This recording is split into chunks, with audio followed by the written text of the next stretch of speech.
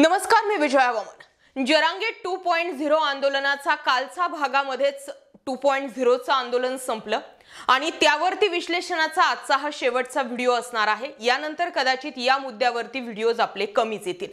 हा व्हिडिओ आवर्जून तुम्ही शेवटपर्यंत बघा। जरांगे पाटलांनी निसटलेली बाजी काल उपोषण मागे घेऊन पुन्हा एकदा हाताशी आणलेली आहे। जरांगे पाटलांना पहिल्या उपोषणामध्ये जेवढं वेटेज दिलं गेलं होतं तेवढंच वेटेज त्यांना दुसऱ्या आंदोलनामध्ये सुद्धा सरकारला देण्यासाठी त्यांनी भाग पाडलं होतं। फरक इतकाच होता की यावेळी सरकारचे मंत्री, खासदार, आमदार यांनी मात्र जरांगे पाटलांकडे पाठ फिरवली किंवा उपोषण स्थळी जाण्यासाठी त्यांनी टाळाटाळच केली। पण शेवटच्या 2 दिवसांमध्ये हालचाली वाढल्या। बच्चू कडू यांची भूमिका महत्त्वाची ठरली। एक दिवस अगोदरच ते जरांगे पाटलांपाशी जाऊन बसले। जरांगे पाटील आणि बच्चू कडू यांची म्हणजे असं म्हणता येऊ शकतं की यांचं दोघांचं जमलं, विश्लेषण ताणलं। त्यानंतर जी शिष्टमंडळ शिंदे समिती जी येणार होती, शिंदे शिष्टमंडळ जे तिथे येणार होतं त्यातील 2 निवृत्त न्यायाधीश अगोदर आले आणि त्यानंतर बाकीचे मंत्री आले। यामध्ये बऱ्याचशा घडामोडी घडल्यात। उपोषण मागे घेऊन सुद्धा जरांगे पाटलांनी डाव कसा राखून ठेवलाय आणि उपोषण मागे घेण्यामध्येच पहिली मात सरकारला मिळाली आहे का, यावरच आधारित आजचं हे विश्लेषण असणार आहे आणि ते तुम्ही ऐकलंच पाहिजे असं मला वाटतं। पहिली गोष्ट हे क्लिअर करणं खूप गरजेचं आहे की 2018 साली देवेंद्र फडणवीसांनी आरक्षण दिलं होतं। या मुद्द्याला कालपर्यंत 100% वेटेज होतं, परंतु जी आतली माहिती येते ती अशी आहे की 2018 साली राज्याला ओबीसी जातींमध्ये इतर म्हणजे ओबीसी समाजामध्ये इतर जातींना ऍड करण्यासाठीची परवानगी किंवा ते अधिकार जे होते ते राज्यांकडे नव्हतेच। तर देवेंद्र फडणवीसांनी 2018 साली मराठा समाजाला ओबीसी मध्ये किंवा वेगळं आरक्षण देण्याचा निर्णय घेतला तरी कशा? कारण 102वी घटना दुरुस्ती तेच सांगते। ज्यावेळी 2021 ला मराठा आरक्षण टिकलं नाही त्यावेळी सुप्रीम कोर्टाने एम्पिरिकल डाटा मागितला किंवा कसं मागास आहे हे सिद्ध करा। या भानगडी नंतरच्या ठरल्या।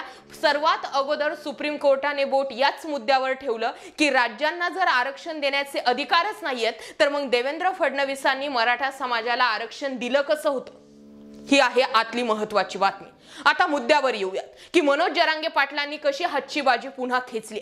गेल्या 9 दिवसांपासून सरकारला सळो की पळो करून सोडलेले मराठा आंदोलनाचे नेते मनोज जरांगे पाटील यांनी अखेर आपलं कालचं आमरण उपोषण मागे घेतलं आणि एकंदरीत काय तर एकनाथ शिंदे यांच्या समोर बरोबरची टिक करत त्यांना पास केलं। सरकारनेही किमान 2 महिने का होईना सुटकेचा निश्वास सोडला, पण हा सुटकेचा निश्वास नाही तर जरांगे पाटलांच्या पुढच्या रणनीतीसाठी तुम्ही त्यांना स्पेस दिलाय। सरकारच्या शिष्टमंडळाची शिष्टाई फळाला लागली असली तरी जरांगे पाटलांची भूमिका बघता ते पुढील 2 महिने सरकारला स्वस्थ बसू देतील याची शक्यताच कमी आहे। आमरण उपोषण मागे घेतलं असलं तरी सुद्धा उपोषण कायम राहणार आहे असंही त्यांनी जाहीर केलंय। थोडक्यात साखळी उपोषण। उपोषण करणाऱ्या जरांगे पाटील यांच्या आवाजातील कणखरपणा आणि चेहऱ्यावरील आत्मविश्वास थोडा देखील कमी झालेला नव्हता। धनंजय मुंडे, अहो साहेब ऐका ना, धनंजय मुंडे नाही, आम्हाला फक्त 8 दिवस द्या। मंत्र्यांना कधी इतकं लाचार बघितलंय? दुसरीकडे सरकारच्या शिष्टमंडळातील मंत्र्यांच्या चेहऱ्यावर मात्र तणाव स्पष्टपणे दिसत होता। गेल्या 2 दिवसात नेमकं काय घडलं आणि शिष्टमंडळाची शिष्टाई कशी फळास आली याची माहिती या व्हिडिओमध्ये असणार आहे आणि आणखी काही ट्विस्ट आणणारे पॉइंट सुद्धा असणार आहेत। मनोज जरांगे पाटील यांच्या आंदोलनाबाबत तोडगा निघावा म्हणून मुख्यमंत्री एकनाथ शिंदे यांच्या नेतृत्वात काल सर्वपक्षीय बैठकीचे आयोजन करण्यात आलं होतं। तब्बल 2.25 तास चाललेल्या या बैठकीत कुणबी म्हणून मराठ्यांना सरसकट आरक्षण देण्याचा निर्णय घेण्यात आला आहे, तर दुसरीकडे मराठा आरक्षणासाठी विशेष अधिवेशन घेण्याबाबत मात्र कुठलाही निर्णय झाला नव्हता। मग मनोज जरांगे पाटील यांनी आपलं उपोषण मागे घ्यावं असं आवाहन सर्व नेत्यांकडून करण्यात आलं होतं। इथे मॅच फिक्सिंग म्हणता येऊ शकते, कारण जी बैठक शिंदेंनी बोलवली होती त्यामध्ये शरद पवार सुद्धा होते। मराठा आरक्षणाविषयक सर्वपक्षीय बैठकीच्या ठरावाचं पत्रक व्हायरल झालं होतं। त्यात मराठा आरक्षणासाठी विशेष अधिवेशन बोलवण्याच्या मुद्द्याला बगल देण्यात आली आहे। मराठा समाजाला आरक्षण देण्याबाबत सर्वांचे एकमत असलं तरी त्याच्या कायदेशीर बाबी पूर्ण करूनच टिकणारं आरक्षण दिलं जाऊ शकतं असं सर्वांचं मत होतं। त्या संदर्भात राज्यातील सर्वच पक्ष एकत्रितपणे काम करायला तयार झाले। कायदेशीर कार्यवाही शक्य तितक्या लवकर करण्यात यावी, मात्र त्याला आवश्यक तो वेळ देणं गरजेचं आहे हे देखील लक्षात घेणं आवश्यक आहे असं त्या ठरावामध्ये म्हटलं गेलं होतं। दरम्यान ही जी बैठक झालेली होती, या बैठकीला महत्त्व का आलं माहितीये? या बैठकीमध्ये शरद पवार यांची सुद्धा उपस्थिती होती. जालना या ठिकाणी अंतरवालीला जाऊन शरद पवारांनी मनोज जरांगे पाटलांची घेतलेली भेट आणि मनोज जरांगे पाटलांनी शरद पवारांना दिलेला मान सन्मान, ही पहिली गोष्ट नोट करून घ्या. दुसरा मुद्दा निर्माण होतो कालच्या बैठकीला म्हणजे जी बुधवारी बैठक झाली त्या बैठकीला शरद पवारांचं असणं, विशेष अधिवेशन न होणार नाही किंवा सरसगट कुणबी प्रमाणपत्र दिलं जाणार नाही, हे काहीसे मुद्दे. आणि या मुद्द्यांना मनोज जरांगे पाटील तीव्र विरोध करतील असं वाटत असताना त्या बैठकीमध्ये शरद पवार असणं आणि शिंदेंचं शिष्टमंडळ मनोज जरांगे पाटलांना भेटणं आणि त्यांच्या शिष्टमंडळांची शिष्टाई फळाला येऊन मनोज जरांगे पाटलांनी उपोषण मागे घेणं, यात थोडीशी जी आहे ती मिसळ जाणवते. असो, हा पुढचा भाग आहे. आता जरांगे पाटलांच्या सर्वच मागण्यांवरती सविस्तर चर्चा झाली. सरसकट मराठा समाजाला ओबीसी प्रमाणपत्र देत आरक्षण देण्यावर सर्वांचं एकमत झालं, परंतु शिष्टमंडळाने या सर्व कायदेशीर प्रक्रियेला किमान 2 महिन्यांचा वेळ मागितला. न्यायमूर्ती संदीप शिंदे यांच्या अध्यक्षतेखाली नेमलेल्या समितीला राज्यातील सर्व अभिलेखात कुणबी असलेल्या नोंदी शोधाव्याच लागणार आहेत. त्यासाठी समितीला अजून वेळ हवा असल्याचं शिष्टमंडळानं सांगितलंय. या सर्व बाबींवर एकमत झाल्यावर सुरुवातीला 24 डिसेंबर पर्यंत वेळ देणाऱ्या जरांगे पाटलांनी नंतर सरकारला आरक्षणासाठी 2 जानेवारी पर्यंतचा म्हणजेच 2 महिन्यांचा वेळ दिला. कुणालाही अर्धवट आरक्षण नको असंही मनोज जरांगे पाटील यांनी म्हटलंय. धनंजय मुंडे आणि उदय सामंत यांनी 2 जानेवारी पर्यंत मुदत द्यावी असा आग्रह धरला.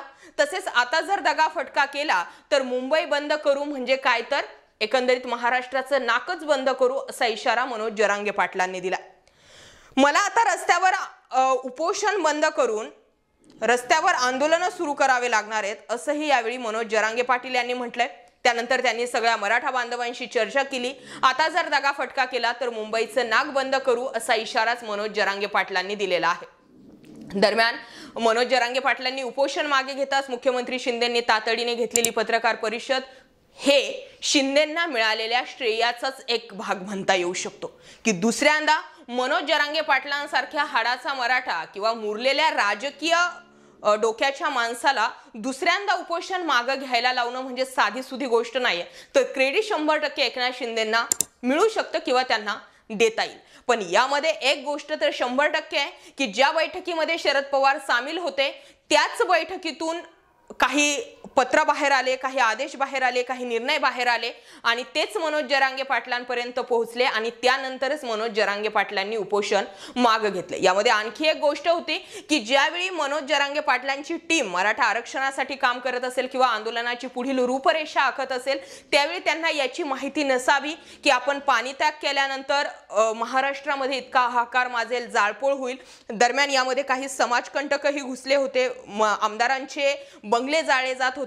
ज्या मराठा समाजांनी लाखोंच्या संख्येने एकत्रित येऊन शांततेच्या मार्गाने मोर्चे काढून दाखवले, त्या शांततेच्या मार्गाला मनोज जरांगे पाटील एका जागी बसले असल्या कारणाने महाराष्ट्रामध्ये गालबोट लागत होता आणि या सगळ्या घडीला सावरण्यासाठी मनोज जरांगे पाटलांना पुन्हा उठण्याची गरज होती आणि त्यामुळेच साधलेला टायमिंग जो होता तो मनोज जरांगे पाटलांनी हातातून निसटलेली बाजी पुन्हा मागे घेऊन दाखवली किंवा हाताशी घेऊन दाखवली आणि सरकारला झुकवून दाखवलंय.